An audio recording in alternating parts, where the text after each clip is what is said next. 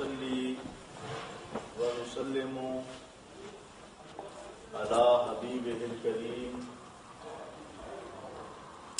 وعلى آله الطيبين الطاهرين وعلى أصحابه الهادين المهديين. أما بعد، أعوذ بالله من الشيطان الرجيم. بسم الله الرحمن الرحيم. لا إله إلا الله. صدق الله مولانا العظيم. وقال في مقام آخر محمد رسول الله. صدق الله مولانا العظيم.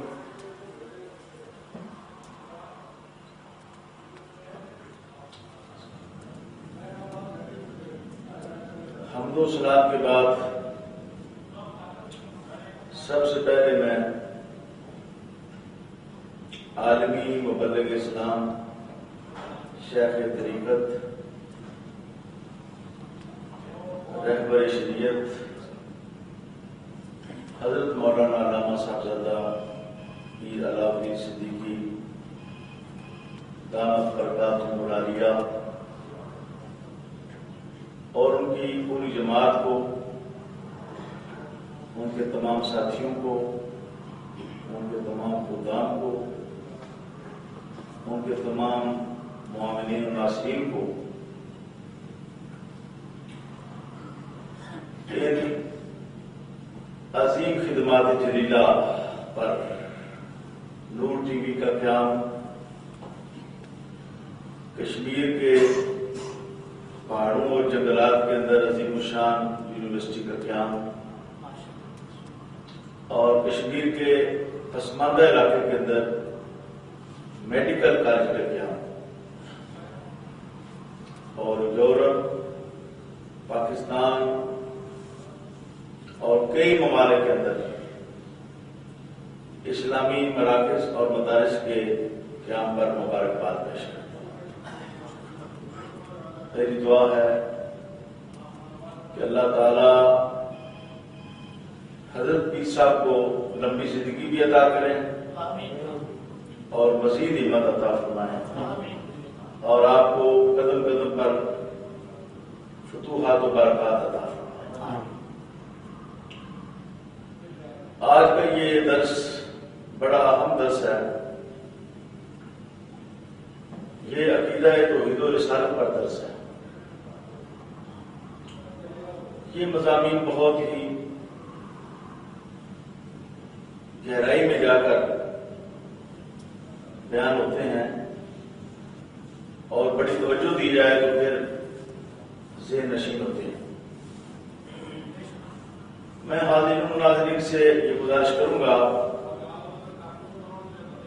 کہ میری توجہات، میری گفتگو کو پوری توجہ سے سنیں۔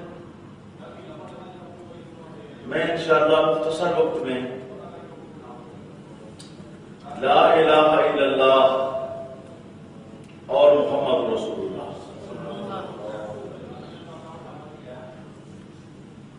یہ جو قرآن کریم کے اندر کلمۃ الاسلام کے یہ جو دو حصے ہیں، لا الہ الا اللہ اور محمد رسول اللہ، ان کی روشنی میں عقیدت و توحید بیان کروں گا اور بیان کروں گا کہ الوہیت کیا ہے، اللہ تعالیٰ کے الہ ہونے کی شان کیا ہے، اللہ تعالیٰ کی ذات کی شان کیا ہے، اللہ تعالیٰ کی صفات کی شان کیا ہے، صفات ایجابیہ کون کون سی ہیں، صفات سلبیہ اللہ تعالیٰ کی اس سے مراد کیا ہے، صفات تنزیلیہ سے، اور عبادت کی تعریف کیا ہے اور عبادت کا اطلاق کس تعظیم پر ہوتا ہے، آیا ہر تعظیم عبادت ہے یا کسی مخصوص تعظیم کو اور اطاعت کو عبادت کہا جاتا ہے۔ اس کے بعد میں انشاءاللہ محمد رسول اللہ صلی اللہ علیہ وسلم کے تحت لفظ محمد صلی اللہ علیہ وسلم پر کلام کروں گا، لفظ رسول اور نبی پر کلام کروں گا، وحی پر کلام کروں گا، وحی کی صورتیں بیان کروں گا، وحی کی قسمیں بیان کروں گا، اور اگر وقت میں گنجائش ہوئی تو پھر میں رسول کریم صلی اللہ علیہ وسلم کی رسالت پر عقلی دلائل بھی پیش کروں غیر مسلموں کے لیے۔ تو سب سے پہلے ہم توحید سے اپنا کلام شروع کرتے ہیں۔ توحید وحدت سے بنا ہے۔ وحدت کا معنی ہوتا ہے ایک ہونا یا تنہائی، اور شریعت میں توحید کا معنی ہے کہ اللہ تعالیٰ کو ذات کے اعتبار سے، صفات کے اعتبار سے اور عبادت کے مستحق ہونے کے اعتبار سے ایک اور یکتا قرار دیا ہے کہ اللہ تعالیٰ کی ذات جیسی کوئی دوسری ذات نہیں، اللہ تعالیٰ کی صفات جیسی کسی کی صفات نہیں، اور صرف اللہ ہی عبادت کا مستحق ہے۔ اس کے مقابلہ میں شرک کا لفظ آتا ہے۔ شرک کا معنی ہوتا ہے حصہ دار بنانا، شریک حصہ دار کو کہتے ہیں، اور شرع شریف میں شرک یہ ہے کہ کسی کو اللہ کی ذات میں حصہ دار بنایا جائے، یعنی کسی کی ذات کو اللہ تعالیٰ کی ذات جیسا قرار دے دیا جائے، یا اللہ تعالیٰ کی جو صفات ہیں ان جیسا کسی کی صفات کو قرار دے دیا جائے، یا کسی کو مستحق عبادت قرار دے دیا جائے۔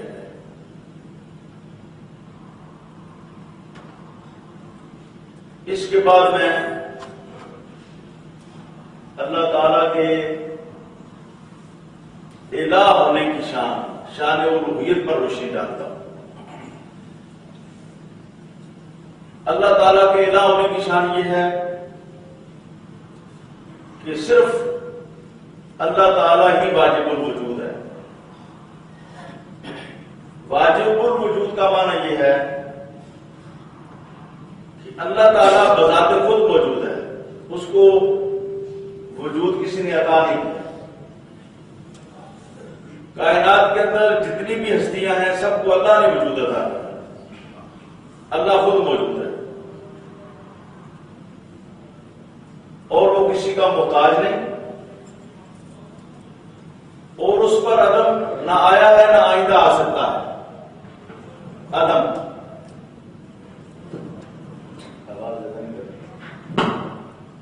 عدم نہ آیا ہے نہ آ سکتا ہے۔ عدم کا معنی ہوتا ہے نہ ہونا، جیسے یہ مائک بننے سے پہلے معدوم تھا، نہیں تھا، اللہ پر عدم نہیں آیا۔ اللہ کے سوا جتنی بھی ہستیاں ہیں ان پر پہلے عدم کی صورت تھی، عدم میں تھی، وہ معدوم تھی، اور پھر اللہ تعالیٰ نے ان کو وجود عطا کیا۔ اللہ پر نہ عدم آیا ہے نہ آئندہ آ سکتا ہے، لہذا پوری کائنات میں یہ شان صرف اللہ کی ذات کی ہے، واجب الوجود ہونا، کہ اس کا موجود ہونا ضروری ہے، اس پر عدم آیا ہے نہ آیا ہے نہ آ سکتا ہے، وہ خود موجود ہے، اس کو کسی نے پیدا نہیں کیا، باقی سب کو اللہ نے پیدا کیا۔ اللہ ہمیشہ سے موجود ہے۔ اس کے بعد ہم اللہ تعالیٰ کی صفات پر بات کرتے ہیں۔ اللہ تعالیٰ کی ذاتی صفات 8 ہیں جن پر ایمان لانا بھی مسلمانوں کے لیے ضروری ہے، جیسے اللہ کی ذات، لیکن میں بڑے افسوس سے کہوں گا کہ بڑے بڑے پڑھے لکھے لوگ اللہ تعالیٰ کی صفات کی فہرست بھی بیان نہیں کر سکتے، ماں سوائے چاہتے تھے، کیونکہ ہم توحید کا مطالعہ کم کرتے ہیں نا۔ اللہ تعالیٰ کی ذاتی صفات جو کتاب و سنت سے ثابت ہیں وہ 8 ہیں۔ نمبر 1 حیات، زندہ ہونا۔ نمبر 2 علم۔ نمبر 3 سننا۔ نمبر 4 دیکھنا۔ نمبر 5 ارادہ کرنا۔ نمبر 6 کلام۔ نمبر 7 قدرت، پاور، اور نمبر 8 بنانا، خلق، اشیاء کو وجود عطا کرنا۔ یہ اللہ تعالیٰ کی 8 صفتیں ہیں۔ تفصیل میں نہیں جاؤں گا، مختصر یہ ہے کہ جب ہم کہتے ہیں کہ اللہ زندہ ہے تو اس سے مراد یہ نہیں ہے جیسے ہم زندہ ہیں۔ ہماری زندگی تو یہ ہے کہ اللہ تعالیٰ ماں کے پیٹ کے اندر جب نطفہ قرار پاتا ہے اور وہ 120 دن کا ہو جاتا ہے تو فرشتہ بھیج کر اس میں روح ڈالتا ہے۔ جب بوٹی کے اندر روح ڈالی جاتی ہے تو اس کے اندر زندگی پیدا ہو جاتی ہے۔ یہی زندگی سے مراد ہے۔ اس کے مقابلے میں موت یہ ہے کہ اللہ تعالیٰ فرشتہ بھیجتا ہے، وہ روح کو نکال لیتا ہے جسم میں سے۔ جسم میں روح ڈالنا حیات ہے، نکالنا موت ہے۔ لیکن اللہ تعالیٰ تو جسم کا بھی خالق ہے اور روح کا بھی، نہ وہ جسم کا محتاج ہے نہ وہ روح کا محتاج ہے۔ تو جب ہم کہتے ہیں کہ اللہ زندہ ہے تو اس کا یہ معنی نہیں کوئی جسم ہے اس کے اندر روح ہے، بلکہ اس کا معنی یہ ہے کہ اللہ تعالیٰ اپنے کامل علم کے ساتھ موجود ہے، اپنی کامل قدرت کے ساتھ موجود ہے۔ دوسری صفت علم ہے۔ علم سے مراد ایسا علم نہیں جیسے ہمارا علم ہے جو پیدا ہوتا ہے، بڑھتا رہتا ہے، کبھی حافظہ کمزور پڑ جائے تو کم بھی ہو جاتا ہے، توجہ کم ہو جائے، مطالعہ کم ہو جائے، بھول جاتے ہیں ہم۔ اللہ تعالیٰ کا علم یہ ہے کہ اللہ تعالیٰ ازل ہی سے ہر شے کو جاننے والا ہے۔ اس نے سیکھا نہیں کسی سے، اس کی یہ ذاتی صفت ہے، وہ ہمیشہ سے ہر شے کو جاننے والا ہے، اور اس کے علم میں نشے کو فراز نہیں ہوتا، کمی بیشی نہیں ہوتی۔ ہمارے مخالفین نے اللہ تعالیٰ کے علم کے بارے میں بھی ایسی تشریحات کی جو اللہ تعالیٰ کی شان کے لائق نہیں ہے۔ مثلا یہ کہا گیا کہ اللہ تعالیٰ دریافت کرتا ہے، جبکہ دریافت کرنا بندوں کا کام ہے۔ دریافت تو وہ کرتا ہے جو پہلے نہ جانتا ہو، پھر جب جان لے تو کھا جاتا ہے اسے دریافت کر لیا۔ اللہ تعالیٰ کی یہ شان نہیں ہے کہ اللہ تعالیٰ پہلے نہ جانتا ہو تو پھر دریافت کرے۔ اللہ تعالیٰ کا علم ازلی ہے، جو کچھ کائنات میں ہو چکا، جو ہو رہا ہے، جو آئندہ ہوگا، ایک ایک چیز مکمل طور پر اور مفصل طور پر اور کامل طور پر اللہ کے علم کے اندر ہے۔ اللہ کا علم ہر شے کا احاطہ کیے ہوئے ہے۔ اس سلسلہ میں جو ہمارے مخالفین کے اعتقادات ہیں میں نے اپنے اس رسالہ میں لکھ دیے، کیونکہ ٹی وی پر ریکارڈ ہو رہا ہے، اس لیے میں اس تفصیل میں نہیں جانا چاہوں گا۔ بعد میں یہ لٹریچر فری تقسیم ہو رہا ہے، آپ اس کا مطالعہ کریں۔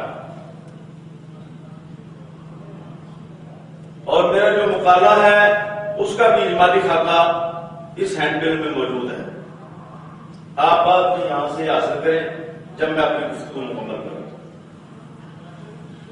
اللہ تعالیٰ کے کلام سے مراد کلام نفسی ہے۔ میں اب الفاظ اپنی زبان سے ادا کر رہا ہوں، یہ کلام نفسی ہے، اور جو کچھ میرے ارادے میں ہے وہ کلام نفسی ہے۔ اللہ تعالیٰ کا کلام نفسی نہیں ہوتا۔ اللہ جسم سے پاک ہے، اللہ زبان سے پاک ہے، اللہ تلفظ سے پاک ہے، اللہ آواز سے پاک ہے۔ یہ کلام لفظی جو ہے وہ حضور نبی کریم صلی اللہ علیہ وسلم کو عطا کیا ہے. پھر آپ کی امت نے قرآن کریم کی تلاوت کی.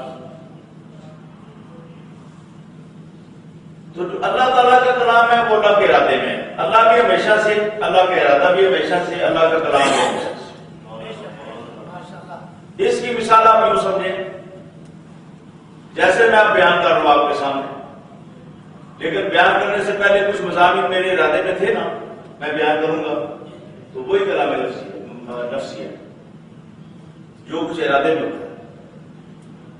جب اس کو زبان سے ادا کیا جاتا ہے تو وہ کلام لفظی ہوتا ہے. اللہ تعالیٰ کلام لفظی سے پاک ہے، کیونکہ کلام لفظی مخلوق ہے. لفظ پیدا ہوتے ہیں، زبان پیدا کی ہوئی چیز ہے، آواز پیدا کی ہوئی چیز ہے، بندہ پیدا کیا ہوا ہے، اور اللہ تعالیٰ کا کلام مخلوق نہیں ہے. البتہ یہ آواز اللہ تعالیٰ کے کلام پر دلالت ضرور کرتی ہے، رہنمائی ضرور کرتی ہے. یہ جو نقش ہے کاغذ پر، یہ اللہ تعالیٰ کے کلام پر دلالت کرتے ہیں، رہنمائی کرتے ہیں. وگرنہ ہم جانتے ہیں کہ یہ شے بھی کارخانوں میں بنتی ہے، یہ کاغذ بھی کارخانوں میں بنتا ہے، یہ گدا بھی کاغذوں یہ بنتا ہے کارخانوں میں. تو یہ باتیں اللہ تعالیٰ کی صفت نہیں ہو سکتی. اللہ بھی غیر مخلوق ہے، اللہ کی صفتیں بھی غیر مخلوق. اس کے بعد میں اللہ تعالیٰ کی صفات کے بارے میں یہ بیان کرنا چاہوں گا کہ اللہ تعالیٰ کی تمام صفتیں ذاتی ہیں، کسی سے حاصل نہیں ہے. اور اس وجہ سے اللہ تعالیٰ ساری کائنات پر ممتاز ہے، وحدہ لا شریک ہے.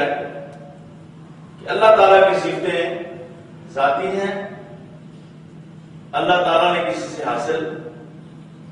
اور مخلوقات کے پاس جو صفات ہیں، دیکھیں آپ بھی سنتے ہیں، اللہ بھی سنتا ہے. ابھی آپ نے سنا اللہ کی صفت ہے.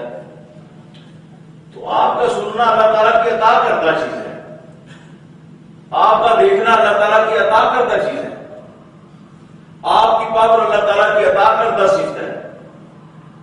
آپ نے ٹیبل بنا دیا، یہ مسجد بنا دی، یہ مکان بنا دیا، طیارہ بنا دیا، کوئی مشین بنا دی، تو یہ اللہ تعالیٰ کی عطا کردہ صفت ہے، آپ کی تکوین، آپ کا بنانا.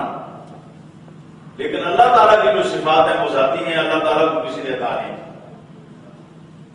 دوسرا فرق یہ ہے اللہ کی صفات غیر مخلوق ہے. اللہ بھی پیدا نہیں ہوا، اللہ کی صفتیں بھی پیدا، اور ہم خود بھی پیدا ہوئے ہیں، ہماری صفات بھی پیدا ہوئی. اس موقع پر میں بڑی احتیاط کے ساتھ آج کا جو مغالطہ دیا جاتا ہے اور کہا جاتا ہے کہ اللہ کی صفتوں کو مانو اور بندوں کی صفتوں کو نہ مانو.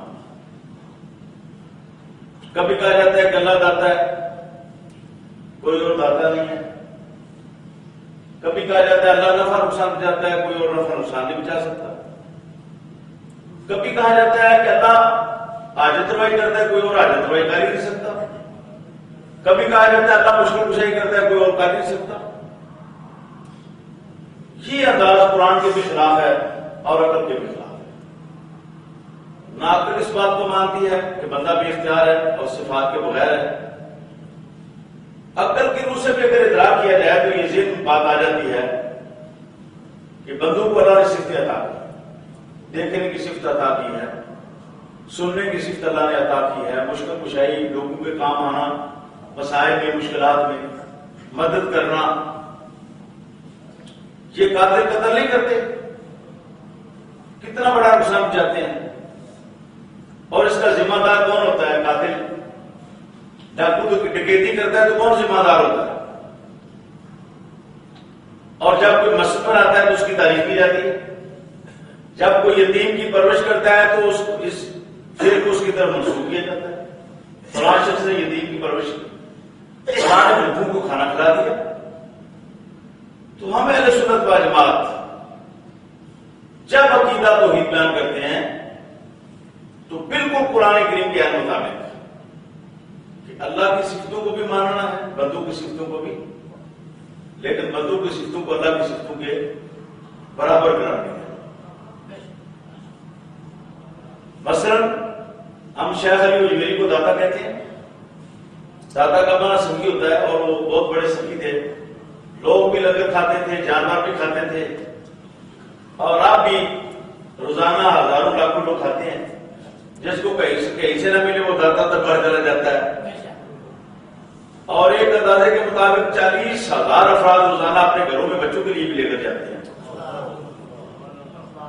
تو ہم کہتے ہیں علی اجمیری داتا ہے, سنگی ہے. تو اس کا یہ معنی نہیں کہ وہ اللہ تعالیٰ کے مقابلے میں سنگی ہیں یا اللہ تعالیٰ کو بائی پاس کرتے ہیں یا اللہ تعالیٰ کے محتاج نہیں ہیں. ہمارا عقیدہ یہ ہے کہ یہ سب کچھ اللہ کی عطا سے ہے. اور جب ہم کہتے ہیں کہ اللہ دیتا ہے, اللہ سخی ہے, اللہ عطا فرمانے والا ہے, تو اس کا معنی یہ ہے کہ اللہ تعالیٰ ذاتی طور پر سخی ہے. اللہ کو کسی نے سخی بنایا نہیں, اللہ کو داتا کسی نے بنایا نہیں. جب ہم کہتے ہیں مولا کائنات حضرت علی المرتضیٰ نے خیبر فتح کیا اور وہ مشکل کشا ثابت ہوئے مسلمانوں کے لیے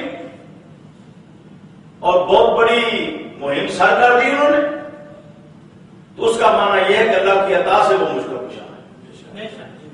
اور جب ہم کہتے ہیں اللہ مشکل کشا ہے تو اس کا معنی ہے کہ اللہ تعالیٰ ذاتی طور پر مشکل کشا ہے, اس کو کسی نے بنایا نہیں. تو جب یہ فرق بیان کیا جائے تو پھر صرف شرک کا سوال نہیں پیدا ہوتا.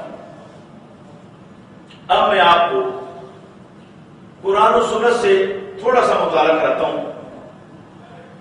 حضرت یوسف علیہ السلام کے والد حضرت یعقوب علیہ السلام نبینا ہو گئے رو رو کر. سورہ یوسف کا مطالعہ فرمائیں.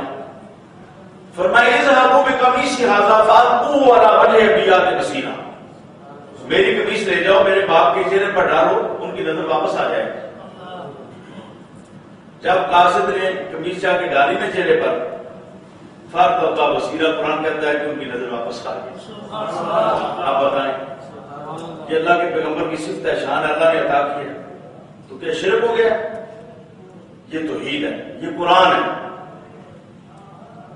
اور یہ عین اسلام ہے. اللہ تعالیٰ کی عطاؤں کو ماننا بھی. اگر کوئی شخص اللہ کو مانتا ہے, اللہ کے عطاؤں کو نہیں مانتا, تو اس کا ایمان بھی خطرے میں. جیسے اللہ کو ماننا ضروری ہے, اس بات کو ماننا بھی ضروری ہے کہ وہ موتی ہے, وہ عطا کرنے والا ہے. اور اللہ تعالیٰ نے اپنے بندوں کو یہ شان عطا کی. نبینا کو بینا کر دینا مشکل کشائی نہیں ہے, نبینا کو بینا کر دینا حاجت روائی نہیں ہے, نبینا کو بینا کر دینا سخاوت نہیں ہے, داتا ہونے کی شان نہیں ہے. یہ شان اللہ تعالیٰ نے اپنے پیغمبر کو عطا کی, قرآن کریم میں موجود ہے. اب اس کے ساتھ میں حدیث پاک کا مطالعہ کرتا ہوں. صحیح بخاری کے اندر حضرت جابر بن عبداللہ انصاری سے روایت ہے.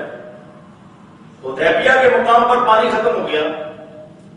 جب حضور نبی کریم صلی اللہ علیہ وسلم ہجرت کے 6 سال عمرہ کرنے کے لیے مکہ شریف روانہ ہوئے, تو مکہ شریف سے قریب حدیبیہ کا علاقہ ہے, کچھ حرم میں ہے, زیادہ حرم سے باہر ہے. اس کی جو بھی وجوہات تھیں, بات لمبی ہو جائے گی. صحابہ حضور کے حضور کی بات کر, پانی ختم ہو گیا. عرض کرتے ہیں حضور آپ کے سامنے جو رقبہ پڑا ہوا ہے, چھوٹا سا تھال ہے, بس وہی پانی ہے, باقی قافلے میں پورے لشکر میں پانی ختم ہو گیا ہے. اور سارے صحابہ حضور نبی کریم کے پاس آئے. حالانکہ وہ جانتے تھے کہ اللہ دیکھ رہا ہے ہمارے حالات کو, وہ شاہ سے قریب ہے اور پاور والا بھی ہے, قدرت والا بھی ہے. ہم بات کریں گے, سنے گا بھی, دے بھی سکتا ہے. یہ سب عقائد صحابہ کو معلوم تھے, اللہ کی یہ ساری شانیں معلوم تھی, لیکن اس کے باوجود وہ نبی کریم کو وسیلہ بنا رہے ہیں. اللہ سے لینے کے لیے حضور کو وسیلہ بنا رہے ہیں. حضور پانی ختم ہو گیا ہے, یعنی آپ اللہ تعالیٰ کی بارگاہ میں دعا کریں, ہمارا کوئی بندوبست کرے, ہم خود نہیں دعا کرتے, آپ دعا فرمائیں. اور یہ صرف حضور نبی کریم کی حیات ظاہرہ میں نہیں, بعد میں بھی ایسے ہوا, میں بھی بیان کرتا ہوں. سرکار نے اس میں اپنا ہاتھ رکھا, اس تھال میں. حضرت جابر فرماتے ہیں جعل الماء یفور من بین اصابعہ کامثال العیون, جیسے چشموں سے پانی نکلتا ہے, رسول کریم صلی اللہ علیہ وسلم کی انگلیوں سے پانی نکلنا شروع ہوا. سبحان اللہ. فرمایا پیو. ایک شخص پر غسل فرض فرمایا تم لے جاؤ پانی جا کے علیحدہ جگہ پر جا کے غسل کرو، وضو کرنے والے وضو کریں، پیاسے پانی پی لیں، برتن بھر لو، جانوروں کو پلاؤ۔ سب نے پانی پی لیا لیکن پانی میں کمی نہیں ہوئی۔ پوچھا کہ کتنی تعداد تھی؟ حضرت جابر فرماتے تھے تو ہم 1500، لیکن واللہ لو کنا مئات الف لکفانا، اللہ کی قسم اگر ہم 1,00,000 بھی ہوتے تو ہمارے لیے کافی تھا۔ تو یہ وہ پاوریں ہیں جو اللہ تعالیٰ نے اپنے بندوں کو عطا کی۔ اس وقت تک توحید کا عقیدہ مکمل نہیں ہوتا جب تک کہ اللہ تعالیٰ کے عطاؤں پر ایمان نہ رکھا جائے، اور یہ اسلامی توحید ہے، اللہ تعالیٰ کی عطاؤں کو ماننا۔ اللہ تعالیٰ کے ناموں میں سے ایک نام ہے معطی، عطا کرنے والا۔ اللہ نے اپنے حبیب کو یہ شان عطا کی کہ اللہ کے حبیب نے اپنی انگلی میں سے پانی کی چشمے جاری کر دی، اور یہ تو زندگی کے اندر ہے، حیات ظاہرہ کے اندر۔ کچھ لوگ کہتے ہیں موت کے بعد جو ہے سلسلہ ختم ہو جاتا ہے مدد کرنے کا، حالانکہ سب جانتے ہیں کہ موسیٰ علیہ السلام کی درخواست پر حضور نبی کریم نے اللہ تعالیٰ سے واضح کام کرائے، صحیح بخاری مسلم کے اندر موجود ہے۔ موسیٰ علیہ السلام آسمانوں میں حضور سے ملاقات کر رہے ہیں، حالانکہ قبر انور کے اندر مدفون ہے، جلوہ گاہ ہے، تو قبر سے اٹھ کر آسمانوں میں پہنچ گئے۔ یہ صحیح بخاری مسلم میں موجود ہے، آسمانوں میں ملاقات کی۔ عرض کرتے ہیں یا محمد صلی اللہ علیہ وسلم، آپ کے رب نے آپ پر آپ کی امت پر کیا فرض کیا؟ فرمایا 50 نمازیں۔ تو عرض کرتے ہیں ارجع الی ربک، یہ بخاری مسلم کے الفاظ ہیں، اپنے رب کی طرف لوٹے۔ کچھ لوگ کہتے ہیں جبریل سے ملاقات کی حضور نے معراج کی رات کو، اللہ سے نہیں ہوئی۔ کچھ لوگ اس قسم کا بھی کلام کرتے ہیں کہ شب معراج کو جبریل سے ملاقات کرنے کے لیے گئے تھے، لیکن موسیٰ علیہ السلام نے یہ نہیں کہا کہ جبریل کی طرف لوٹو، عرض کرتے ہیں ارجع الی ربک، اپنے رب کی طرف لوٹو۔ اور یہ سیاستہ کی حدیث ہے، صحیح ہے، ضعیف نہیں ہے، بخاری مسلم کی حدیث ہے، ارجع الی ربک، اپنے رب کی طرف لوٹو۔ اس کا معنی ہے کہ حضور رب کی طرف سے آ رہے تھے، رب کی طرف پھر دوبارہ گئے، تو بار بار جاتے۔ موسیٰ علیہ السلام بار بار آپ سے اصرار کرتے، 5 نمازیں باقی رہ گئی۔ یہ اللہ کے نبی کی امداد ہے وفات کے بعد، قبر میں سے موسیٰ علیہ السلام قبر میں سے امت مصطفیٰ کی امداد کر رہے ہیں۔ اور خود حضور نبی کریم صلی اللہ علیہ وسلم کے بارے میں صحیح حدیث کے اندر موجود ہے، امام بخاری اور امام مسلم کے استاذ محدث ابو بکر بن ابی شیبہ، جن کے بارے میں امام مسلم جگہ جگہ پر کہتے ہیں حدثنا ابو بکر بن ابی شیبہ، ہمیں یہ حدیث جو ہے ابو بکر بن ابی شیبہ نے بتائی، وہ اپنی کتاب میں صحیح سند کے ساتھ یہ روایت نقل کرتے ہیں کہ حضرت عمر فاروق رضی اللہ تعالیٰ عنہ کے دور میں بارش بند ہو گئی، قحط کے حالات پیدا ہوئے، تو ایک صحابی حضرت بلال بن حارث مزنی حضور نبی کریم کی قبر شریف پر حاضر ہوئے تھے، حالانکہ ساتھ ہی مسجد بھی تھی اور مسجد بھی مسجد نبی، اللہ کی بارگاہ میں دعا کرتے، اللہ کے گھر میں جاتے، لیکن وہ بارگاہ مصطفیٰ میں حاضر ہوئے، اس لیے کہ وہ جانتے تھے کہ رسول کریم ہی اللہ کی بارگاہ میں سب سے بڑا وسیلہ ہے، اور جتنی اپروچ حضور کی ہے اتنی اور کسی کی نہیں ہے، اور جتنی اللہ پاک آپ کی سنتا ہے اتنی کسی اور کی نہیں سنتا، جتنا اللہ پاک آپ پر مہربان ہے اتنا کسی اور پر مہربان نہیں ہے۔ عرض کرتے ہیں یا رسول اللہ استسقِ لأمتک، حضور امت کے لیے بارش کی دعا فرمائیں۔ کتنے عقیدے ثابت ہو گئے۔ صحابہ کا عقیدہ یہ ہے کہ حضور قبر میں زندہ ہے، صحابہ کا عقیدہ یہ ہے کہ حضور قبر میں سنتے ہیں، صحابہ کا عقیدہ یہ ہے کہ حضور اپنی امت کی فریادیں اللہ کی بارگاہ میں پہنچاتے ہیں۔ استغاثہ ثابت ہوا، رسول کریم سے مدد، آپ کا زندہ ہونا قبر میں، آپ کا سننا یا رسول اللہ کہنا ثابت ہوا صحابہ سے، حضور کا وسیلہ ہونا ثابت ہوا، حضور نبی کریم کا شفاعت کرنے والا ثابت ہوا، تو حضور امت کی اللہ کی بارگاہ میں قبر کے اندر بھی شفاعت کرنے والے۔ خواب میں دیدار کرایا، فرمایا جاؤ عمر فاروق کو جا کے میرا سلام کہو اور ان کو خوشخبری سنا دو، بہت جلد بارش ہو جائے گی۔ پھر بہت بارش ہوئی، یہ صفات، مدد کرنا، مشکل کشائی، حاجت براری، اگرچہ یہ ذاتی صفتیں اللہ تعالیٰ کی ہیں، لیکن بندے بھی اللہ تعالیٰ کی عطا سے حاجت براری کر سکتے ہیں، مشکل کشائی، حاجت روائی اللہ کی مدد سے۔ اور یہ چھوٹا موٹا کام تو آپ بھی کر سکتے ہیں، کوئی دروازے پر آ جائے تو کھانا کھلا کے اس کا پیٹ بھر سکتے ہیں، کوئی ننگا آ جائے، اور کتنے لوگ ہیں جو فطرانہ پریشر کرنے کے لیے آتے ہیں آپ کے پاس، اور وہ ممبروں پر بات کرتے ہیں کہ اللہ کے سوا کسی سے نہ مانگو، اور وہ مساجد کی کمیٹیوں کے پاس آتے ہیں اور مساجد کے صدور اور سیکٹری اعزاز سے آ کے سوال کرتے ہیں، اور یہ اللہ کے بندے ان کو عطا کرتے ہیں۔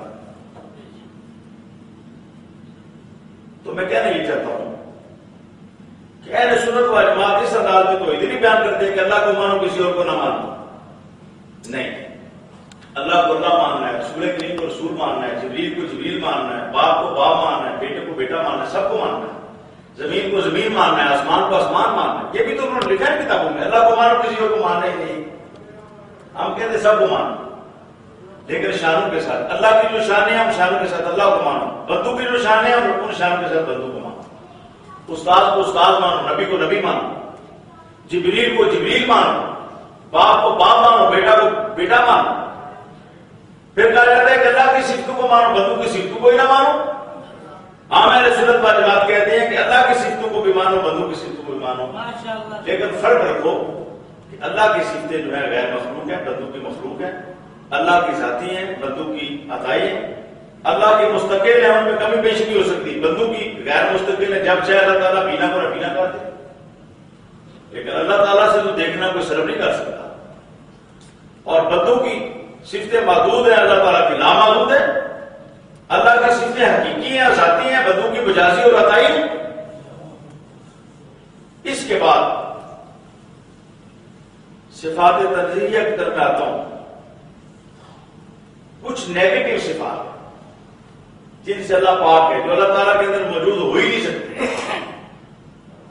اور یہ وہ عقیدہ ہے جس کو تنزیہ باری تعالیٰ کا عقیدہ کہا جاتا ہے، اور یہ وہ عقیدہ ہے جس سے آپ نماز شروع کرتے ہیں، سبحانک اللہم، اللہ تو ہر ایک سے پاک ہے۔ یہ وہ عقیدہ ہے جس کا آپ رکوع کے اندر اعلان کرتے ہیں، سبحان ربی العظیم، میرا رب عظیم ہر ایک سے پاک ہے۔ یہ وہ عقیدہ ہے جس کا آپ اعلان سجدے کے اندر کرتے ہیں، سبحان ربی اعلیٰ، میرا رب اعلیٰ ہر ایک سے پاک ہے۔ یہی وہ عقیدہ ہے جس کے بارے میں فرمایا وَسَبِّحُوهُ بُكْرَةً وَأَصِيلًا، صبح و شام اللہ کی پاکی بیان۔ یہی وہ عقیدہ ہے جس کے بارے میں قرآن میں فرمایا سبحان ربک رب العزت عما یصفون، اے پیارے حبیب آپ کا رب ہر ایب سے پاک ہے۔ اس کا معنی یہ ہے کہ اللہ تعالیٰ موت سے پاک ہے، بیماری سے پاک ہے، عجز سے پاک ہے، تھک جانے سے پاک ہے، کسی کا محتاج ہونے سے پاک ہے، کسی سے مغلوب ہو جائے، شکست کھا جائے سے پاک ہے۔ اللہ تعالیٰ جسم سے پاک ہے۔ کچھ لوگ جسم کو بھی اللہ تعالیٰ کی طرف منسوب کرتے ہیں، اور انہوں نے قرآن کریم کے ترجمے کیے، الرحمن علی العرش استویٰ کا ترجمہ کیا کہ اللہ عرش پر چڑھ گیا، اللہ عرش پر کھڑا ہو گیا، اللہ نے عرش پر قرار پکڑا۔ اس قسم کے ترجمے میں نے اس کتاب میں ان کی نشاندہی کر دی، آپ دیکھ اول سے لے کر آخر تک سامنے جسم کے اشارے دے دیے، حالانکہ جسم بننے والی چیز ہے۔ یہ کہ مسجد ہے، ایک جسم ہے، یہ بنا ہے اجزاء سے۔ جسم جو ہے کم از کم 3 اجزاء سے بنتا ہے، اور کچھ حکماء کہتے ہیں فلاسفر کہ وہ کم از کم 8 اجزاء سے بنتا ہے، اور جسم اجزاء کا محتاج ہوتا ہے، پیسز کا، پیسز سے بنتا ہے اجزاء سے، اور جب وہ بنتا ہے تو ظاہر ہے اجزاء کا محتاج ہے، اجزاء نہ تو کیسے بنے؟ اللہ تعالیٰ کسی کا محتاج ہے، جسم اجزاء کا محتاج ہے، اللہ کسی کا محتاج نہیں ہے۔ جسم بنتا ہے، اللہ بننے والی چیز بننے والا نہیں ہے، جو بنتا ہے اس کے لیے بنانے والے کا ہونا ضروری ہے۔ اللہ تعالیٰ خالق سے پاک ہے، اس کا کوئی خالق۔ جسم میں کبھی حرکت آتی ہے، کبھی سکون آتا ہے، ان شوائب وضو سے اللہ پاک ہے۔ جسم جیل میں ہوتا ہے، اللہ اس بات سے پاک ہے، کسی جیل میں ہو، اس جیل میں ہو، اس میں نہ ہو۔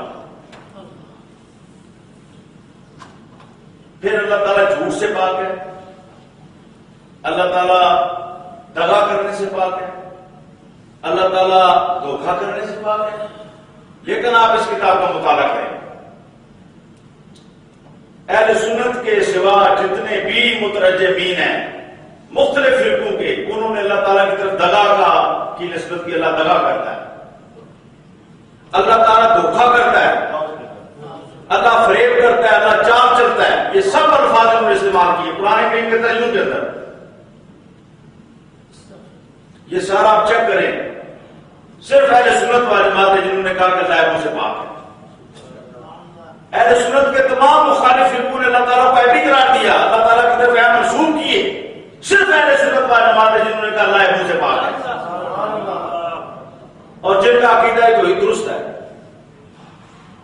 جو شخص لا الہ الا اللہ پڑھتا ہے اور کہتا ہے کہ الہ ابی ہے، اللہ ابی ہے، تو اس نے اللہ تعالیٰ کی الوہیت کا انکار کر دیا۔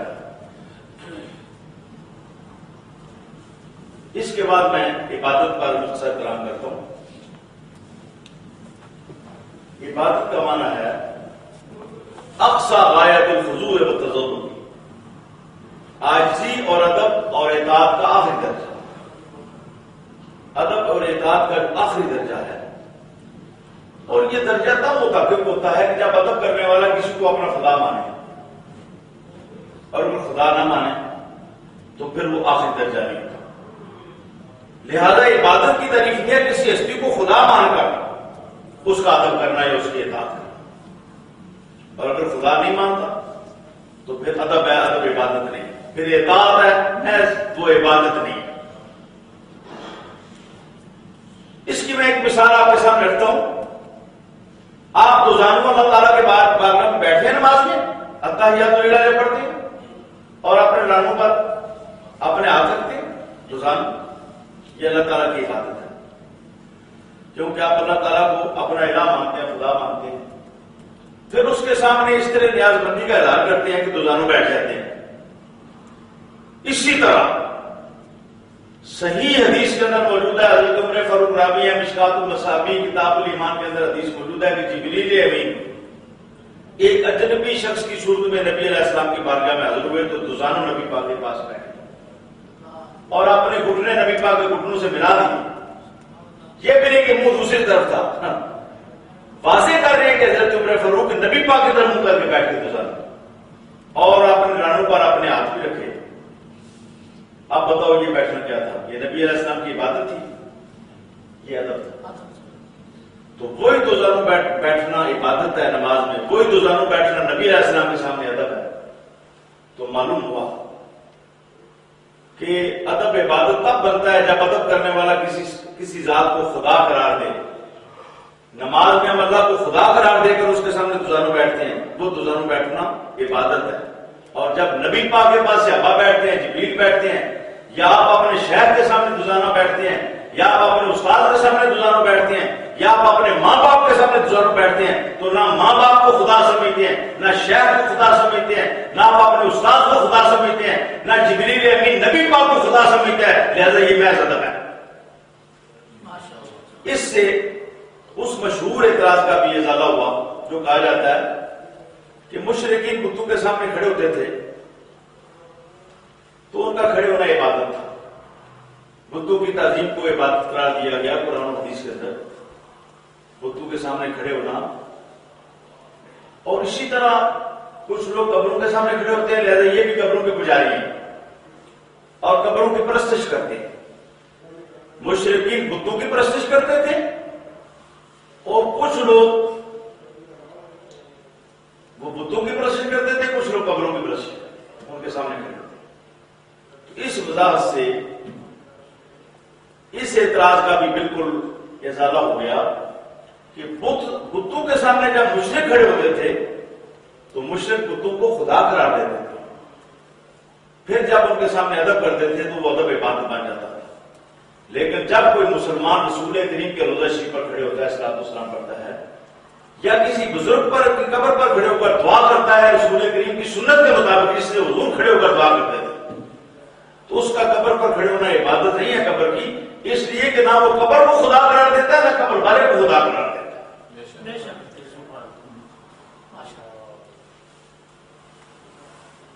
الحمدللہ پوری دنیا کے اندر مسلمان صرف اللہ کو الہ مانتے ہیں، لہذا خانہ کعبہ کا احترام کرنا ادب ہے، عبادت نہیں ہے پتھروں کی. غلاف کعبہ کو جھومنا غلاف کعبہ کا ادب ہے، اس کی عبادت نہیں ہے. حجر اسود کو جھومنا حجر اسود کی عبادت نہیں ہے، اللہ کی عبادت ہو سکتی ہے، حجر اسود کی نہیں، ادب ہے.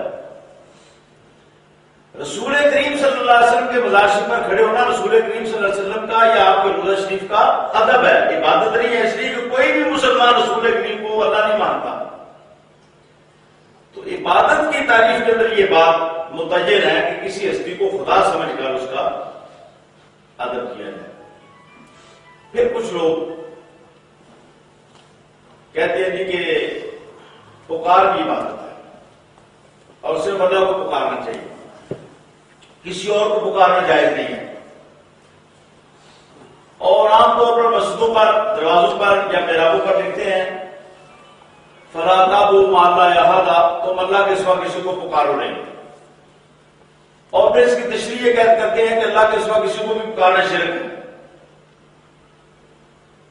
اور پھر قول و عمل میں تضاد دیجیے، اسی مسجد میں نماز پڑھتے ہیں اور پڑھتے ہیں السلام علیکم ایھا نبی، حضور نبی کریم کو پکار کے حضور پر صلاۃ و سلام پیش کرتے ہیں. اسی مسجد میں لکھا ہوا ہے کہ اللہ کے سوا کسی کو پکارنا نہیں. اسی مسجد میں رسول کریم کو پکارتے ہیں، چاہے مدینہ شریف میں نماز پڑھے ہو، چاہے برطانیہ میں پڑھے ہو، چاہے امریکہ میں پڑھے ہو، چاہے فضاؤں میں پڑھے ہو، چاہے جزیروں میں پڑھے ہو، چاہے وہ بحری جہازوں میں پڑھے ہو، چاہے کوئی چاند پر چلا جائے وہاں جا کر نماز پڑھے، اس نے بھی کہنا ہے السلام علیکم ایھا نبی، حضور کو پکارنا ہے. تو اس کا تحقیقی جواب یہ ہے کہ یہ ترجمہ غلط کیا جاتا ہے، یہ بھی خیانت ہے. لا تدعوا جو ہے یہ بمعنی لا تعبدوا کے ہے، یہ حضرت عبداللہ بن عباس صحابی رسول کا ارشاد ہے، کتب تفاسیر میں موجود ہے. آپ فرماتے ہیں کہ لا تدعوا بمعنی لا تعبدوا کے ہے، اور اس کا معنی یہ ہے کہ تم اللہ کے سوا کسی اور کی عبادت نہ کرو. تو یہ بات تو قابل عمل ہے، اللہ کی عبادت کرنا کسی اور کی عبادت، لیکن یہ بات قابل عمل نہیں ہے کہ اللہ کو پکارنا کسی اور کو پکارنا ہی نہیں. اسلام کے اندر اللہ کو پکارنا بھی جائز ہے، رسول اللہ صلی اللہ علیہ وسلم کو بھی پکارنا جائز ہے، اولیاء کرام کو بھی پکارنا جائز ہے. گھر میں ڈاکو چور آ جائے تو پولیس کو بھی کام کرنا جائز ہے، اور آنٹی گوٹی کو بھی پکارنا جائز ہے. رڑیو رڑیو رڑیو چور آ گئے، رڑیو رڑیو رڑیو آبیو آبیو آبیو مدد کریو، بچائیو بچائیو بچائیو بچائیو. تو ہمارا سنت و جماعت کا جو عقیدہ قابل عمل ہے، ہم کہتے ہیں اللہ کو بلانا جائز ہے، پکارنا اللہ کے بندوں کو بھی پکارنا. جب اللہ کو پکارو تو عقیدہ رکھو کہ اللہ تعالیٰ ذاتی طور پر مدد کرنے والا ہے، جب اللہ کے بندوں کو پکارو تو کہو کہ اللہ کی عطا سے مدد کرنے والا ہے. اس کے بعد میں عقیدہ رسالت کی طرف آتا ہوں. محمد رسول اللہ مجلس میں جب بھی پہلی مرتبہ حضور نبی کریم کا نام لیا جائے تو لینے والے پر، سننے والے پر، اور اگر کوئی شخص لکھ رہا ہو تو اس پر درود شریف لکھنا بھی واجب ہے، اور بیان کرنے والے پر بھی درود شریف پڑھنا واجب ہو جاتا ہے، سننے والے پر بھی درود شریف پڑھنا واجب ہوتا ہے. پہلی بات. اس کے بعد پھر مستحب ہے، اگر آپ درود شریف پڑھ لیں تو ثواب ملے گا، نہ پڑھے تو آپ کو گناہ نہیں ہوگا. ایک مجلس میں، ایک نشست میں، ایک میٹنگ میں پہلی مرتبہ. اس میں مقدس کا معنی ہے بہت ہی زیادہ تعریف کیا ہو، یا جو بہت ہی زیادہ قابل تعریف ہے. یہ نام حضور نبی کریم صلی اللہ علیہ وسلم کا آپ کے دادا جان حضرت عبد المطلب نے رکھا، کیونکہ حضرت عبد المطلب نے خود بھی عجیب و غریب واقعات دیکھے. اپنے بیٹے حضرت عبداللہ سے بھی سنا کہ جب وہ باہر جنگل میں جاتے ہیں تو درخت بھی کہتے ہیں السلام علیکم یا ابا رسول اللہ، اے رسول اللہ کے ابا جان آپ پر سلام ہو. اور آپ نے حضرت آمنہ سے بھی مشاہدات سنے، ان کی خوابیں جن کی تفسیر کتب میں موجود ہے، اور آپ سنتے رہتے ہیں میلاد کے مجالس سے. تو اس بنیاد پر حضور نبی کریم کا نام رکھا محمد صلی اللہ علیہ وسلم. بہت ہی زیادہ تعریف کیا. لوگوں نے پوچھا کہ آپ نے یہ نام کیوں رکھا؟ تو فرمایا مجھے امید ہے جو کچھ میں دیکھ چکا ہوں اور جو کچھ میں سن چکا ہوں اور جو میں نے مشاہدے کیے ہیں، مجھے امید ہے کہ اللہ تعالیٰ آسمانوں میں ان کی تعریف کرے گا اور اللہ کی مخلوق زمینوں پر ان کی تعریف کرے گا.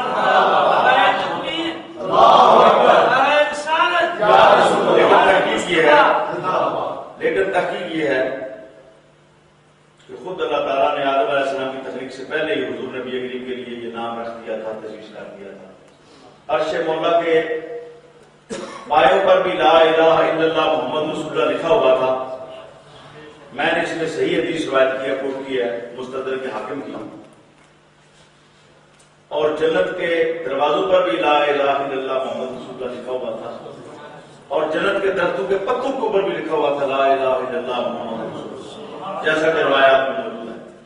اب یہ آدم علیہ السلام پیدا نہیں ہوئے. اس اسم مقدس کے بعض احکام یہ ہیں، ایک تو جو میں نے بیان کیا درود شریف پڑھنا والے. دوسرا یہ ہے کہ اس میں تخفیف کرنا، ایبریویشن کرنا جائز نہیں. تخفیف یہ ہے کہ آپ نام لکھ کر ساتھ لکھ دیں سواد یا سلام لکھ دیں. اس کو فقہاء نے کہا مکروہ تحریمی ہے، مکروہ حرام کے قریب. اب کتنا بڑا گناہ ہے جس کا ہم ارتکاب کرتے رہتے ہیں. جب بھی لکھتے ہیں حضور کا نام تو ساتھ سواد لکھ دیتے ہیں. امام شافعی رحمۃ اللہ تعالیٰ فرماتے ہیں میرا دل چاہتا ہے میں اس کا ہاتھ کاٹوں. جو اپنا معافی زمین تو لکھتا جاتا ہے، اپنا کلام تو لکھتا جاتا ہے، اس کے پاس بہت ورقے ہیں، بہت صحیح ہے، اس کا قلم بھی چلتا ہے، اس کا ہاتھ بھی چلتا ہے اپنا معافی زمین لکھنے کے لیے. اور لیکن جب نبی کریم پر درود شریف لکھنے کا وقت آتا ہے تو وہ بخل کرتا ہے اور کنجوسی کرتا ہے. میرا دل چاہتا ہے میں اس کا ہاتھ کاٹوں. لہذا مختلف فتاوا کے اندر یہ بالکل صراحت موجود ہے کہ اس میں تخفیف کرنا ممنوع ہے اور گناہ ہے. لہذا آئندہ اس بات کی آپ بھی تبلیغ کریں، جب بھی کوئی حضور کا نام لکھے تو پورا درود شریف. اور میں کہوں گا کہ آپ پیس بھی اپان ان کے بجائے آپ صلی اللہ علیہ وسلم لکھا کریں انگریزی نہیں، کیونکہ یہ عربی کے کلمات ہیں اور یہ صحابہ کی زبان سے نکلے ہیں. اور صحابہ نبی پاک پر اسی طرح درود شریف پیش کرتے تھے. اللہ رسول اللہ صلی اللہ علیہ وسلم، حضور نبی کریم نے فرمایا جب کہتے تھے تو صلی اللہ علیہ وسلم کہتے تھے. تو یہ جو صحابہ سے منقول ہے درود شریف، یہ پیس بھی اپان سے زیادہ بہتر ہے. اگر یہ پیس بھی اپان کا بھی یہی معنی کرتا ہے. تو آپ جب بھی لکھیں، کوئی کتاب لکھیں، کوئی مضمون لکھیں تو حضور نبی کریم کے نام کے ساتھ صلی اللہ علیہ وسلم لکھا کریں اور پورا لکھا کریں. اس میں کبھی بخل سے کام نہ لیں. اور حضور فرماتے ہیں سب سے بڑا بخیل وہ ہے کہ میرا ذکر اور میری بارگاہ میں درود نہ بھیجے، وہ سب سے بڑا بخیل. پھر بوقت اذان جب حضور نبی کریم صلی اللہ علیہ وسلم کا اسم گرامی مؤذن ذکر کرتا ہے تو اس وقت حضرت ابو بکر صدیق رضی اللہ تعالیٰ عنہ کی سنت سے ثابت ہے اور یہ روایت بھی صحیح ہے، درجہ صحت تک پہنچی ہے. حضرت مولا علی قاری رحمۃ اللہ تعالیٰ علیہ موضوعات کبیر میں فرماتے ہیں کہ یہ سند بالکل ثابت ہے حضرت ابو بکر صدیق والا کہ آپ نے حضور نبی کریم کا نام سن کے انگوٹھے پہ چومے، اپنے آپ پر بھی کرے اور کانپور رات رہنے پہ کہا رسول اللہ حضور میری آپ کی ٹھنڈ کیا. کچھ روایتیں صحیح بھی ہوں گی لیکن یہ روایت صحیح ہے جو میں بیان کر رہا ہوں. پھر ملا علی قاری رحمۃ اللہ تعالیٰ فرماتے ہیں کہ جو عمر رسول اللہ کے خلیفہ راشد ثابت ہو چکا ہے ہمارے لیے عمل کے لیے کافی ہے، کیونکہ حضور کا فرمان ہے تم پر میری سنت بھی لازم ہے اور میرے خلفائے راشدین بھی. اب آگے چلتے ہیں رسول اللہ. رسول کسے کہتے ہیں؟ رسول رسالت سے بنا ہے. رسالت کا معنی ہوتا ہے السفارۃ بین اللہ و بین خلقہ، اللہ اور اس کے مخلوق کے درمیان سفارت کا ہے، سفیر بننا، ڈیلیگیشن، اللہ اور اس کے رسول کے درمیان پیغام رسانی کرنا، اللہ کا پیغام مخلوق کو پہنچانا اور مخلوق کی آیتیں اللہ کے سامنے جا کے جانا. رسول فرشتوں کے اندر بھی ہیں، جو فرشتے اللہ تعالیٰ کا پیغام فرشتوں کو کنوے کرتے ہیں یا انبیاء پر وحی نازل کرتے ہیں. حضرت جبریل رسول ہے، حضرت اسرافیل رسول ہے، اور بھی ملائکہ رسول ہیں. اور انسانوں کے اندر رسول وہ نبی ہیں جن کو اللہ تعالیٰ نے نئی شریعت عطا کی، جنہوں نے پہلی شریعت میں کوئی تبدیلی پیدا کر دی جن کے ذریعے اور نئے احکام نازل کی. اور ایک روایت کے مطابق ان کی تعداد 313 ہے، اگرچہ اور بھی روایتیں ہیں اور قول مشہور بھی یہی ہے کہ رسولوں کی تعداد 313. لہذا رسول کی تعریف یہ ہے وہ نبی جو نئی شریعت لے کر آئے. آپ یاد کر لیں رسول کسے کہتے ہیں؟ وہ نبی جو نبی ہونا بنیادی بات ہے. اب نبی کسے کہتے ہیں؟ نبی کے لغوی معنوں میں سے 3 معنی لغات میں موجود ہیں، غیب کی خبر دینے والا، غیب کی خبر رکھنے والا، بہت اونچے مقام پر فائز، اگر یہ نبوت سے بنا ہے بہت اونچے مقام پر فائز۔ اور شریعت میں نبی اس شخص کو کہتے ہیں جس پر اللہ تعالیٰ کی وحی نازل ہوتی ہو اور اللہ تعالیٰ خود اس کو مقرر کرے تبلیغ احکام کے لیے، تبلیغ دین کے لیے، خود مقرر کرے۔ خود مقرر کرنے کا معنی یہ ہے جیسے آپ مسجد میں امام مقرر کرتے ہیں، اللہ تو نہیں نہ کرتا، آپ کرتے ہیں، اور وہ استعفیٰ بھی پیش کر دیتا ہے، آپ اس کو تبدیل بھی کر دیتے ہیں۔ لیکن جس کو اللہ مقرر کرے نہ وہ استعفیٰ پیش کر سکتا ہے نہ اس کو روح تبدیل کر سکتے ہیں۔ نبی وہ ہوتا ہے جس کو اللہ مقرر کرتا ہے، نہ نبی استعفیٰ دے سکتا ہے نہ نبی کو کوئی تبدیل کر سکتا ہے۔ آپ امام کو تبدیل کر سکتے ہیں، آپ خطیب کو تبدیل کر سکتے ہیں، آپ تھانے دار کو تبدیل کر سکتے ہیں، آپ ڈپٹی کمشنر کو تبدیل کر سکتے ہیں، آپ منسٹر کو تبدیل کر سکتے ہیں۔ اللہ کے نبی کو ساری مخلوق میں جمع ہو جائے، روح زمین کے لوگ جمع ہو جائیں، کہیں ہم نہیں مانتے تو اللہ کا نبی ہے، نہ تبدیل کر سکتے ہیں نہ ہٹا سکتے ہیں۔ اور کسی نبی نے استعفیٰ بھی نہیں دیا، یہ مانا اللہ کے نبی۔ تین باتیں نبی میں یاد رکھیں، مر دو اس پر اللہ کی وحی نازل ہوتی ہو اور اللہ تعالیٰ اس کو خود مقرر کیا تبدیل ہوتی ہے۔ یہ تین باتیں ہیں، میں نے لکھ دی اس میں۔ اب وحی پر بات کرتے ہیں۔ وحی کا روحی معنی ہے تیز اشارہ، ایسا اشارہ جس میں بہت تیزی ہو۔ دوسرا معنی چپکے سے کسی کو پیغام پہنچانا، یہ تو عربی لغت کے اعتبار سے اس کے معنی ہیں وحی۔ اور شریعت میں وحی کا معنی ہے کہ اللہ تعالیٰ نبی پر اپنا کلام نازل کرے۔ اللہ کا نبی پر اپنا کلام نازل کرنا یہ کیا ہے؟ اللہ کی وحی۔ وحی کی بہت سی صورتیں ہیں۔ ایک صورت تو یہ ہے کہ اللہ تعالیٰ نبی کو خواب دکھا دیتا ہے، وہ خواب وحی ہوتی ہے، قطعی ہوتی ہے، یقینی ہوتی ہے، اس پر عمل کرنا نبی پر واجب ہوتا ہے، لازم ہوتا ہے۔ دوسری صورت یہ ہے کہ فرشتہ نازل کرتا ہے اللہ تعالیٰ، وہ نبی کے دل میں کلام ڈال دیتا ہے۔ تیسری صورت یہ ہوتی ہے کہ فرشتہ نازل کرتا ہے اللہ تعالیٰ، وہ نبی کے کان میں کلام ڈالتا ہے۔ تیسری صورت یہ ہوتی ہے کہ فرشتہ اپنی اصلی صورت میں نبی کے سامنے آتا ہے اور نبی کو اللہ کا کلام بچاتا ہے۔ یہ تیسری صورت ہوگی۔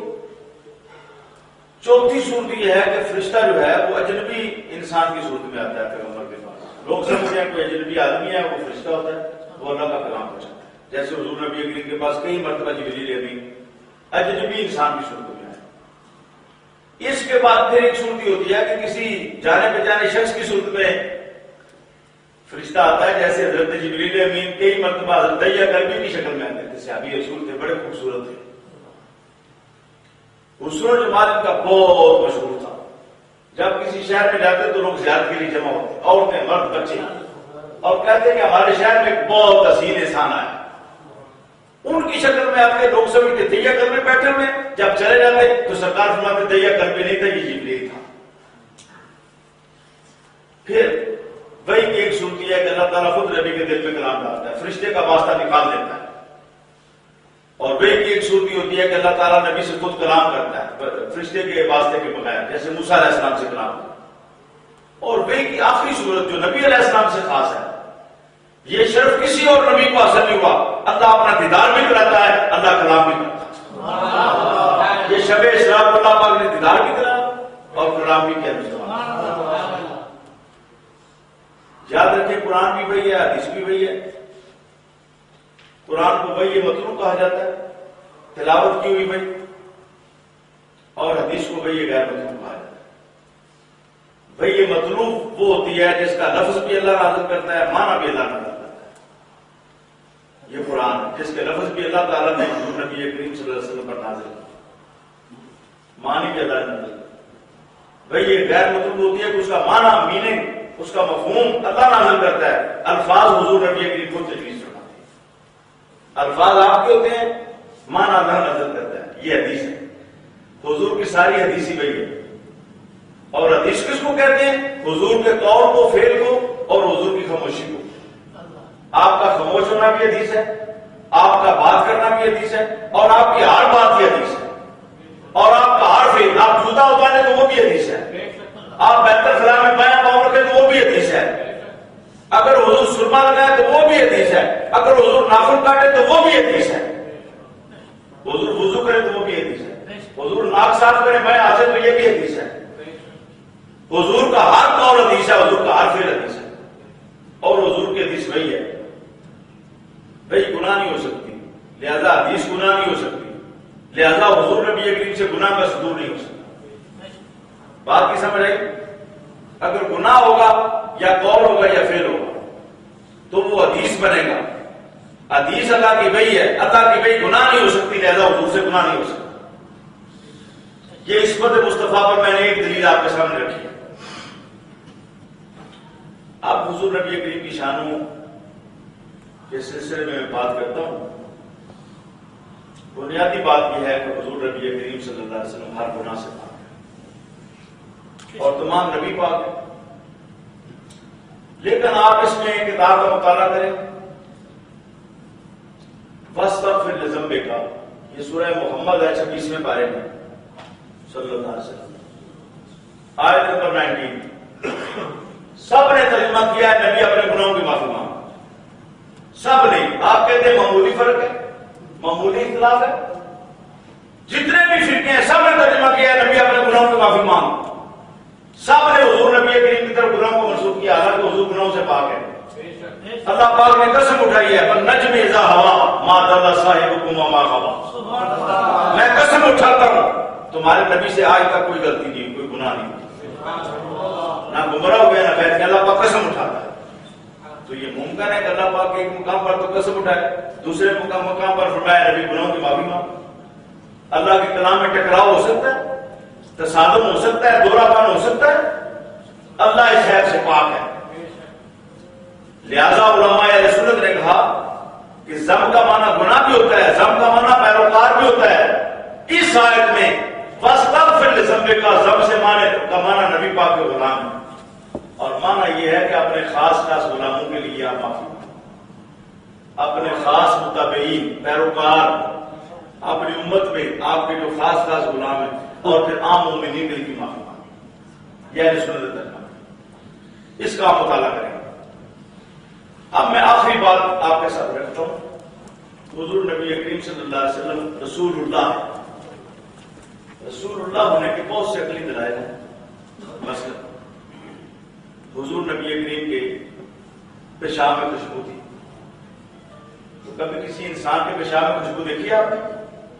کتنے کوئی حسین ہو, کتنی اونچی نسل کا ہو, کتنے وہ سرسبز و شاداب علاقے سے اس کا تعلق ہو, کبھی کسی انسان کے پیشاب میں آپ نے خوشبو دیکھی ہے؟ رسول کریم صلی اللہ علیہ وسلم کے بارے میں سب لوگ یہ روایت کرتے ہیں کہ حضور جس مقام پر پیشاب کرتے تھے وہاں سے خوشبو آتی. اور شیخ عبداللہ مدثر بھی نے لکھا ہے مدارج النبوہ میں کہ اس مقام پر اگنے والی گھاس میں خوشبودار ہوتی تھی. تو کیا یہ دلیل نہیں ہے کہ وہ ایک انوکھے قسم کے انسان ہے اور واقعتا نہیں وہ لگتے جن کے پیشاب میں بھی خوشبو ہے؟ جب مسکراتے ہیں تو چہرے میں سے در و دیوار نظر آتا ہے. کبھی کوئی انسان دیکھا ہے آپ نے ایسا کہ اس کے چہرے میں سے در و دیوار نظر آئے, شکلیں نظر آئیں؟ جب وہ کلام کرے تو اس کے دانتوں میں سے نور نکلے اور دیواروں سے ٹکرائے جاتے, دیواریں روشن ہونے لگے. اور جب وہ کمرے میں داخل ہو تو حضرت عائشہ صدیقہ کو سوئی نظر آ جائے. کبھی کوئی انسان دیکھا ہے آپ نے وہ اندھیرے کمرے میں آئے تو اندھیرے کمرے کو روشن کر دے؟ اور حضور نبی کریم سے بے شمار معجزات, ایک نہیں دو نہیں, ان گنت. اور صحابہ نے روایت کی ایک دو نہیں ہے. اگر ایک دو ہوتے تو شاید کوئی کہتا کہ وہ حضور نبی کریم نے ان کو اپنے ساتھ ملا لیا ہوگا. نہیں, ہزاروں نے روایت کی. اور یہ جو میں نے ابھی بیان کیا کہ انگلیوں سے پانی کی چشمے جاری کرتی ہے, 1500 صحابہ تھے. کتنے تھے؟ 1500 صحابہ تو جھوٹ پر متفق نہیں ہو سکتے. اور پھر قریش کے بڑے بڑے سردار اور یثرب کے بڑے بڑے سردار, معزز لوگ, سچ بولنے والے لوگ اس بات پر متفق ہوئے کہ ہم نے اپنے آنکھوں سے دیکھا ہے حضور کی انگلیوں سے پانی کی چشمے جاری.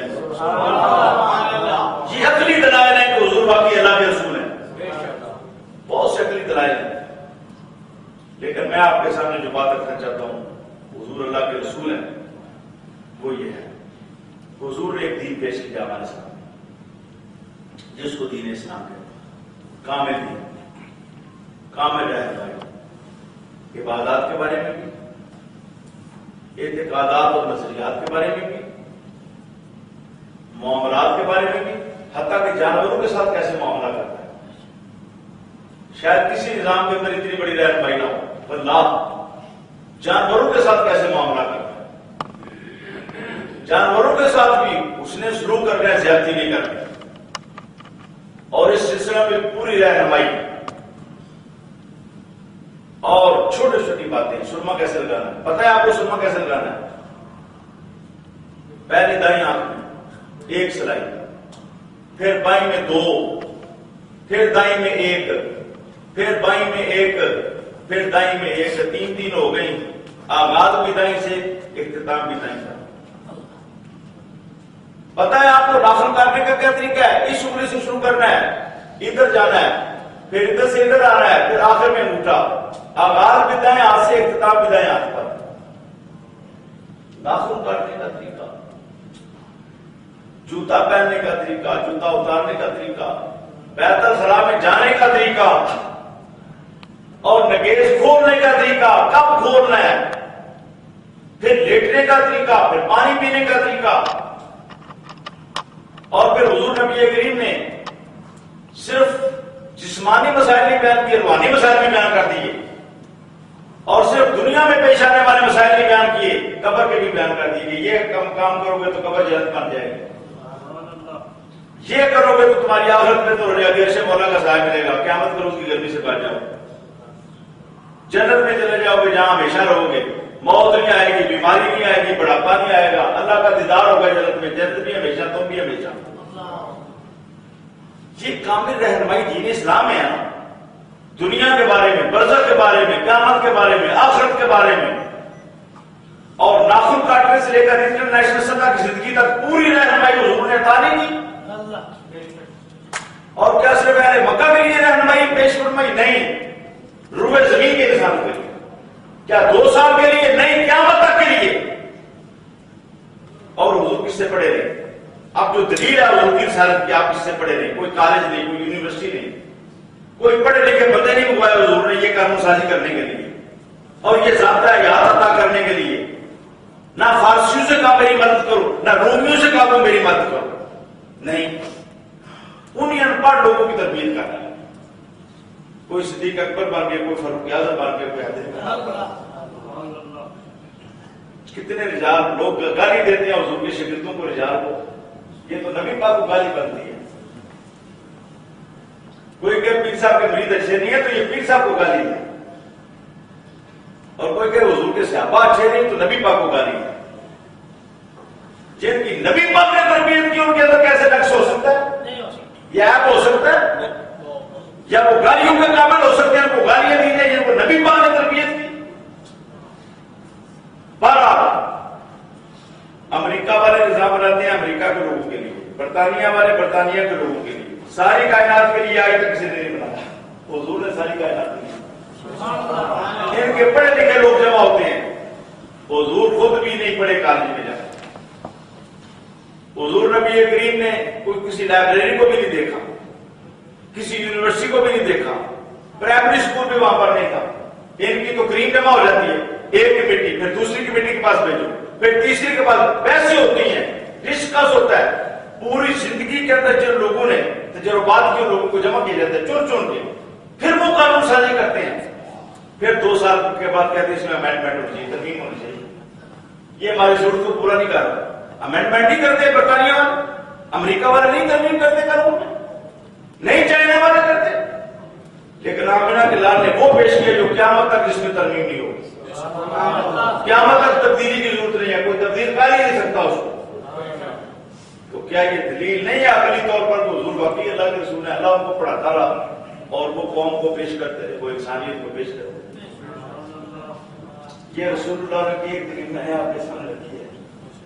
تو اب عشاء کا بھی ٹائم ہے، ٹائم ہوتا تو میں حضور کے اور شامل آپ کے سامنے رکھتا، تو میں نے بڑے اختصار کے ساتھ توحید اور رسالت پر بحث آپ کے سامنے رکھی۔ ضرورت اس عمل کی ہے کہ جہاں ہم نماز کے مسائل بیان کرتے ہیں، جہاں روزے کے بیان کرتے ہیں، جہاں میلاد بیان کرتے ہیں، جہاں معراج بیان کرتے ہیں، تو جو بنیاد ہے وہ تو توحید و رسالت ہے، وہ تو لا الہ الا اللہ ہے۔ ہمیں بنیادی طور پر لا الہ الا اللہ محمد رسول اللہ پر بھی کلام کرنا چاہیے، اور لوگوں کو اس کی تعلیم دینی چاہیے، اور لوگوں کو ایجوکیشن دینی چاہیے اس بارے میں۔ تو میں نے کوشش کی، اگرچہ میں بیمار تھا اور اس کو شوگر بھی آئی ہے، بعض بار بولتا ہوں تو زبان تھتھیا جاتی ہے، لیکن میں نے کوشش کی کہ بڑے مختصر وقت میں نے آپ کے سامنے ایک مقالہ رکھا ہے توحید و رسالت پر، اور اس کو میں نے بڑے اختصار کے ساتھ اس کانفرنس میں جمع کر دیا ہے، اور اہل سنت و جماعت کے جو عقائد ہیں اس کتاب میں ترجموں کے حوالے سے اور جو غلط ترجمے ہوئے ہیں میں نے 16 مقامات سے نشاندہی کی ہے، اور ویسے کی ہیں تنزیہ باری تعالیٰ پر بھی اور عصمت انبیاء پر بھی اور حضور رحمت للعالمین ہے اس پر بھی، کیونکہ لوگوں نے کہا کہ حضور لوگوں کے لیے رحمت ہے، رحمت للعالمین کا مان کیا؟ حضور لوگوں کے لیے رحمت ہے۔ آپ حیران ہوں گے، وہ ترجمے نے ترجمے کی حضور لوگوں کے لیے رحمت، اللہ نے آپ کو لوگوں کے لیے رحمت بنا کے بھیجا، حالانکہ اللہ پاک نے یہ نہیں فرمایا رحمت للناس، فرمایا رحمت للعالمین۔ رحمت للعالمین کا ترجمہ لوگوں نے غلط کیا، میں نے اس مسائل کی نشاندہی کر دی۔ آپ اپنی کتابیں لے جائیں، میں پاکستان سے اٹھا کر رہا، اب آپ کی ذمہ داری ہے آپ ان کو پڑھیں، جب آپ پڑھیں گے تو آپ پر حق واضح رہے گا۔ دوسرے نمبر پر اس کا انگریزی میں ترجمہ کریں، اپنی بیوی کو پڑھائیں، بچوں کو پڑھائیں، دوستوں کو پڑھائیں، حلقے بنائیں، جو بات میں آپ کو پہنچا رہا ہوں آپ آگے پہنچائیں، اللہ تعالیٰ آپ کو جزائے خیر عطا کرے۔ آخر دعوانا الحمدللہ۔